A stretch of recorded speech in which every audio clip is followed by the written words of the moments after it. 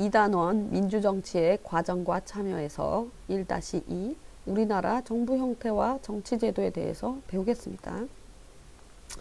자, 학습 목표를 읽어볼까요? 우리나라 정부 형태의 변천 과정을 제시할 수 있습니다. 우리나라 대통령제의 특징을 설명할 수 있습니다. 자, 우리나라 정부 형태는 현재 대통령제를 가장 기반으로 하고요. 그 안에 의원 내각제 요소를 더하고 있습니다. 자, 그러면 이번 시간에 여러분이 대통령제 요소와 의원 내각제 요소를 각각 찾아보셔야 합니다. 자, 대통령제 요소로는 대통령과 국회의원을 각각 선출한다는 점, 또한 엄격한 권력 분립을 한다는 점이 있습니다. 자, 그리고 의원 내각제적 요소로 볼 때는 국무총리가 있다는 점, 또 행정부가 법률안을 낼 수 있다는 점이 있습니다. 자, 우리나라 정부 형태의 변천 과정을 역사적으로 한번 살펴보겠습니다. 자, 대한민국을 건국할 당시 우리나라는 대통령제를 중심으로 하였습니다. 자, 그러다가 60년대에 1960년 4.19 혁명이 일어난 뒤에 의원 내각제를 도입하였습니다. 자, 그러다가 62년에 5월 16일 5.16 군사 정변이 발생할 때 대통령제로 바뀌었습니다. 자, 박정희 대통령 많이 들어보셨죠? 자, 그러고 1970년대 72년에 들어와서 계속 박정희 정권이 권한을 대폭 강화하여 유신체제가 들어서게 됩니다. 대통령의 연임도 가능하게 헌법을 바꿨죠. 자, 그리고 오늘날의 정부 형태는 이러한 부분들 여러 가지 개선하여 국회의 권한을 강화하고 사법권의 독립을 강화하였습니다. 자, 결론적으로 말한다면 우리나라 정부 형태는 대통령제를 기반으로 하고 의원 내각제 요소가 가미된 정부 형태라고 할 수 있습니다. 자, 권력 분립에 충실하다고 볼 수 있습니다. 자, 우리나라의 대통령제적 요소를 한번 살펴볼까요? 대통령은 국민의 직접 선거로 선출됩니다. 자, 그리고 국가 원수의 지위를 갖습니다. 자, 국가 원수란 국제법상의 외국에 대해서 그 나라를 대표하는 자격을 가지는 사람을 말합니다. 자, 그리고 행정부에서 최고의 지위, 수반의 지위를 동시에 가집니다. 자, 대통령은 법률안 거부권을 행사할 수 있어요. 국회가 만들어 놓은 입법 활동을 거부권을 통해 견제할 수 있습니다.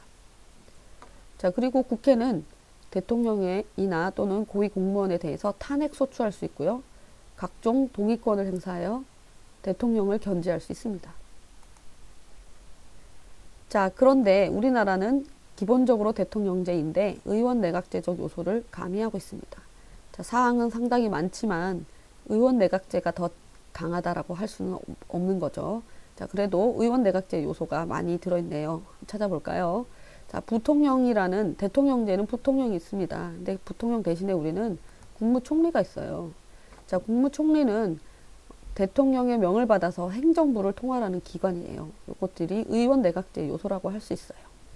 자, 그리고 법률안 제출권은 국회만 갖는데 행정부도 이것을 갖게 합니다. 이런 부분이 의원 내각제 요소라고 할 수 있어요. 그죠?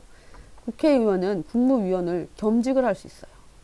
자, 행정부 최고 정책심의기관인 국무회의가 있고요. 국무회의가 있다는 점도 의원 내각제 요소고요. 그 구성도 역시 국회의원이 들어갈 수 있다는 겁니다. 자, 국회의 국무총리나 국무위원 해임 건의권도 역시 내각제적 요소입니다. 국무총리나 국무위원이 출석하여 국회에 출석하여 발언하는 것도 역시 의원 내각적 요소가 되겠습니다. 자, 그럼 우리나라 정부 형태의 대통령제적 요소와 의원 내각제적 요소를 표로 정리해 본 표입니다. 자, 가장 핵심적인 것은 대통령과 국회의원을 우리가 각각 선출한다는 점이죠. 이 점으로 볼 때 대통령제라고 볼 수 있는 겁니다. 그리고 그 안에는 엄격한 분립이 있고 또 대통령에게 법률안 거부권을 주었고 의회가 탄핵 소추를 할 수 있어서 서로 견제하도록 만들어 놓은 것이 대통령제적 요소입니다. 그 외에도 국무총리가 있고 국무회의가 있다는 점, 또 국회에 국무총리 임명에 대한 동의권이 있다는 점, 국회의원의 국무총리나 국무위원 겸직이 가능하다는 점, 국회의 국무총리 및 국무위원 해임 건의권이 있다는 점, 또 행정부의 법률안 제출권이 있다는 점이 의원 내각제적 요소라고 할 수 있습니다. 자, 우리나라는 결국은 대통령제가 가장 기틀이 되고요. 의원 내각제적 요소가 가미된 형태라고 볼 수 있습니다. 자, 헌법에 나타난 정부 형태의 특징을 보겠습니다. 자, 53조 2항에 나와 있는 내용인데요. 법률 안에 이 의가 있을 때 대통령이 자, 이 의서를 붙여서 왜 그런지 내용을 잘 적어서 국회에 보낼 수 있어요. 그리고 다시 한번 의결해 달라고 요구할 수 있어요. 자, 이러한 부분을 우리가 대통령의 법률안 거부권이라고 부릅니다. 자, 이것들은 어떤 요소라고 할 수 있을까요? 대통령제적인 요소라고 할 수 있죠. 그 다음에 52조로 가면은요, 정부가 법률안도 낼 수가 있어요. 행정부가 법률안을 제출할 수 있는 권리가 있는 거죠. 이런 부분들은 의원 내각제적 요소라고 할 수 있습니다. 자, 정리해 볼 때 53조부터 66조, 67조는 대통령제적 요소라고 할 수 있고요. 52조, 63조, 86조는 의원 내각제적 요소라고 볼 수가 있는 겁니다. 자, 여러분이 잘 배웠는지 확인해 봅시다. 헌법을 제정하면서 우리나라가 채택한 정부 형태는요, 네, 대통령제죠. 4.19 혁명 이후 도입됐던 정치적 실권이 국무총리에게 있는 정부 형태는요, 네, 국무총리는 의원 내각제적인 요소라고 했죠. 국회의 입법 활동을 견제할 수 있는 대통령의 권한을 뭐라고 합니까? 그렇죠. 법률안 거부권이라고 합니다. 자, 일반적인 대통령제에서는 국무총리가 행정부의 수장이다. 대통령제에서는 총리가 없죠. 일반적으로는 X입니다.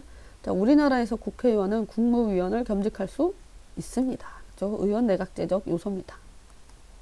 자, 우리나라에서 정부 형태 중에 의원 내각제적 요소를 골라라 그랬어요. 우리나라는 의원 내각제는 아니지만 이런 요소가 있다고 했습니다. 자, 여기서 두 가지가 나와 있죠. 그죠? 디귿과 리을이 되겠습니다. 다음 시간에는 민주정치와 정당에 대해서 배우겠습니다.